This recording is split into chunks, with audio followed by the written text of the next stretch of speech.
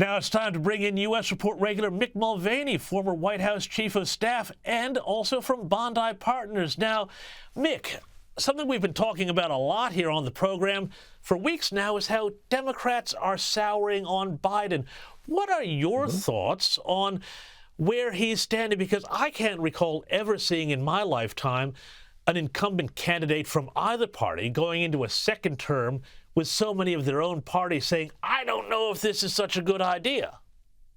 Yeah, James, there's been a lot of discussion about this on the right for a long time. Obviously, that's what the right does when there's a Democrat in the White House.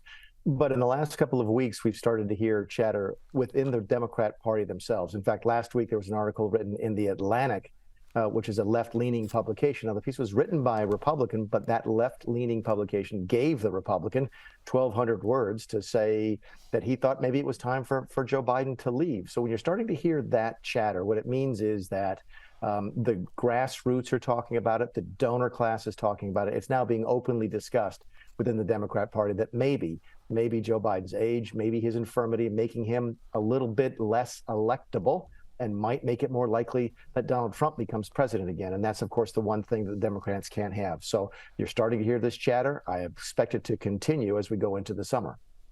And speaking of Trump, though, I mean, I'm seeing a lot of interesting behavior out of him now that things start to heat up on the campaign. And I've been absolutely fascinated by what's been going on in Iowa, which is, of course, that very key early state. Now, Trump has been accused of snubbing and attacking Governor Kim Reynolds. Ron DeSantis is hitting back at this. Walk us through this, because Trump seems to be doing the thing that he does to a lot of people who cross him, accusing them of disloyalty, saying he opened up the governor position for Kim Reynolds and endorsed her, and now she's not returning the favor. Is this pattern going to start to be destructive for Donald Trump? It depends. You sort of get the feeling that if he wins Iowa, and of course he's polling right about 50% right now in the state of Iowa, so it looks like he would win if the election were today, it would be despite doing everything wrong. Keep in mind, Iowa, James, and again, you've mentioned it correctly, it is the traditional first state, especially for the Republicans. The Democrats changed this year, but it will be first again this year for the Republicans, as it's been for decades. The governor of that state is always neutral, always, always, always. It's a long-standing tradition in that state. So for Donald Trump to attack Kim Reynolds by saying, she should be supporting him, is sort of have a tin ear to what's going on in Iowa. Would you add that to the fact that he's missed some very high-level events in Iowa? There's a bunch of political events, as you can imagine, in this state at this particular time, and he's not appeared there, and he's threatening not to show up at the debate in Iowa late in August. So again, doing almost everything wrong, but still polling at 50%. But that's Donald Trump.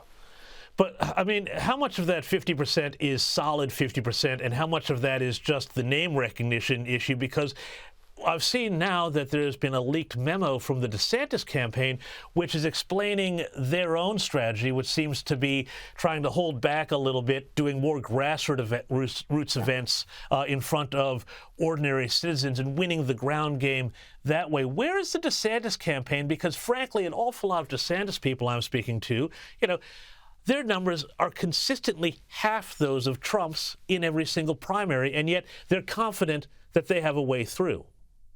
I think it bears noting here, James, that Iowa's a very unusual state. It's very small. It's mostly rural. It's a heavy farming state. This is the head, sort of the head of our agricultural belt. And you can't really buy your way into name recognition. You can't buy your way into approval. You could do a little bit of that. You'll do TV, you do radio, you do advertising on the computer and so forth. But these are voters that want to see people face to face. I saw an event that Vivek Ramaswamy did where he's talking to 20 people, and people are commenting, you can't win a race like that. You have to in Iowa. You talk to people a dozen at a time, 24 at a time.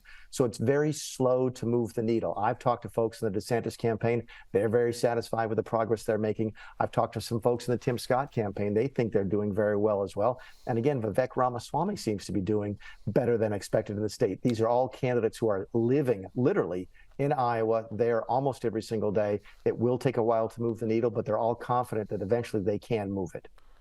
And I mean, how much of this here, it seems to me that you talk to Trump people, they're very much in a Trump bubble that say, we're the only ones who can win this thing. You talk to the Democrats, they say, well, if we go against Trump, we're definitely going to win. You talk to DeSantis people, they say, oh, we've got a way through. This conflict of sort of bubble visions here, how is this going to play out with, people on the ground? Is it just simply going to be that retail game of getting in front of people, or do they need to present a vision that gets them outside of just speaking to the people within their own circle of supporters? Because so far, this is what I'm seeing from everybody across the spectrum. Yeah, it's a great question. What you're seeing is really there's two messages. That message about how, we're getting through, there's a pathway to success, all of that, that's mostly for the national audience, especially the folks who are giving money to the campaign. Face it, if you're Nikki Haley and you're trying to raise money in New York or California, because there's not that much money to make in Iowa, so you're someplace else raising money, you have to convince those people that you have a pathway to success in Iowa.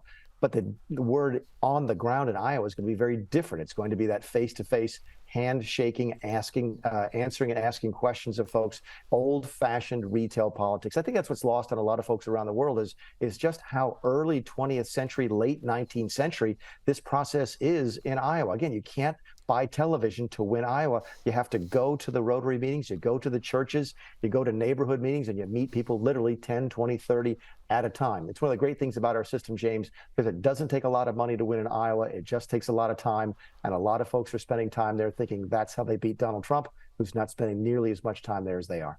And that's a fascinating insight because, of course, Donald Trump won his campaign in 2016 on a much broader sort of program of still doing that retail thing. He got out in front of many more people than Hillary Clinton did during the campaign when she was focusing mostly on fundraisers on the coasts, and he was out city after city, town after town on his jet.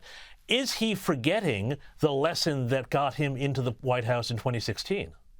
Yeah, there's another lesson, James, which is that he lost Iowa in 2016.